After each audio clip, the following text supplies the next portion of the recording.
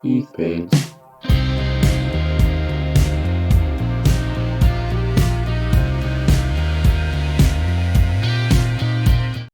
Hey folks, welcome to Keith Paints. October has arrived and I had big plans.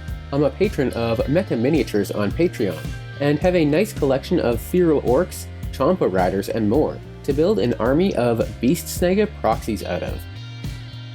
The Champas needed more teeth though, so I snagged a couple from the Kill a Can set and modeled 4 sets of my own.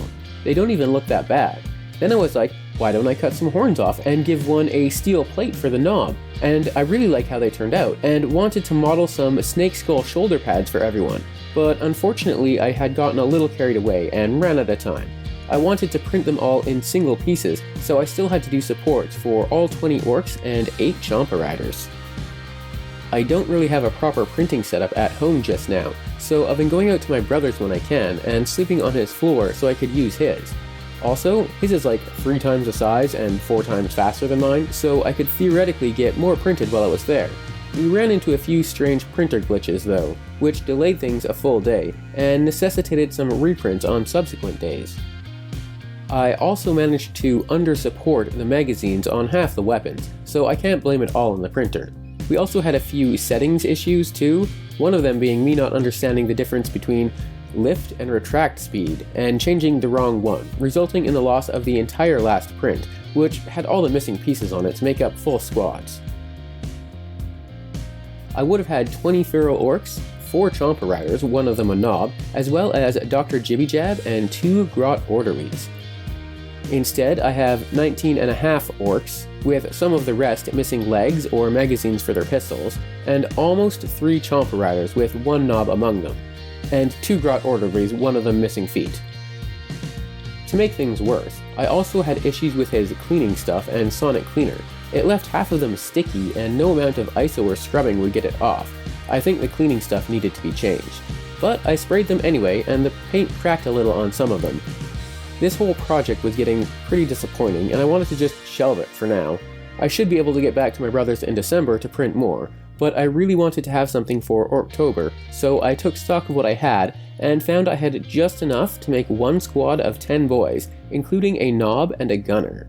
Only a couple have magazines that are a little funny, but not half missing, and a couple have squished chins or other bits, but none of that is super obvious at a distance. So, time for speed painting.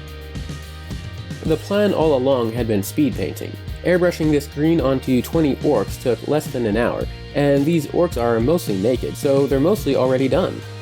I purchased Liquitex white ink because it's supposed to be magic in a bottle when it comes to zenithal highlights, and I wasn't disappointed. With the ink anyway. My airbrushing skills still need some work, but I managed to only really splatter one of them.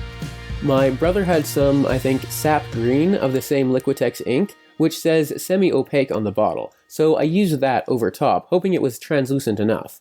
They're a little dark, but overall not too bad. In hindsight, I should have sprayed them with matte varnish before packing them up and heading home, but I didn't think of it. They're actually pretty shiny without it, and some of them kind of sticky still, so they pulled some fiber from the paper towel I padded their journey with, and rubbed paint off a couple of them as well. The green ink is at my brother's house, so I can't really fix them without going and buying some or completely repainting. In the end, I said screw it.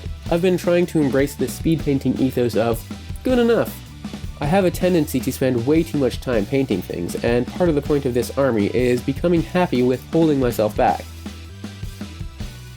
The rest is pretty straightforward brush painting. 2 coats each for all the base layers. All colors are Citadel colors. I blocked in browns for leather using Mournfang brown and Rhinox hide, and varying the parts that get each color between the different models. Next, all the stone axe heads get based in Dark Reaper, and then dry brushed with Thunderhawk blue, then Rust gray. Next we return to brown with Dryad bark for all the axe handles, and the body of the knob's gun. Those stone axes are held together by some wicker, which I based with Xandri dust, as well as the fur at the edge of the leather wrist guards.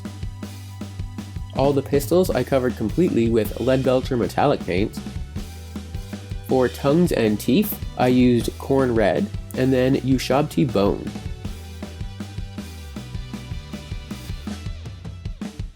Now that most everything is base coated, I move on to a few washes. The weapons get covered with Nuln oil. Wood, leather, wicker, and fur all get Agrax Earthshade, and the teeth all get Seraphim Sepia. I could call it done here, but they just look too plain still. The weapons need to not just be metal, so I painted all the casings with Abaddon Black. The brown leather and fur I lazily highlighted with a Doombull brown over the dark ones and Gorthor brown over the lighter. Quick blobs and lines to simulate fur clumps or cracked leather, but not really caring how bad they look. They just need to break up the color some. For the fur at the edge of the wrist guards, I used Ushabti bone. And finally, I used some Screaming Skull over the teeth. I wanted to leave it there, but the wicker on the axes looked too blobby and plain, so I quickly gave them some edge highlights so they would stand out, and a couple cartoonish lines across the center to simulate the wrapped wicker. In the end, I'm happy with the ones that I got painted. They're good enough at arm's distance, and I didn't spend a week painting them. Seems like a fair trade-off. I would like to have had more, but in all honesty, I probably wouldn't have had time to paint everything I have planned. I'm not stopping at 10. I learned a lot about airbrushing and adding supports to minis, and confirmed and reconfirmed that I'm bad at managing my time. Hopefully, I take the time to be better prepared for my December trip to my brother's house, but it's unlikely. That's all for now. If you want to keep up to date with all the 3D printed miniature campaigns on Patreon and Kickstarter, check out my other channel, link in the description. Like and subscribe if you enjoyed the video, and thanks for watching.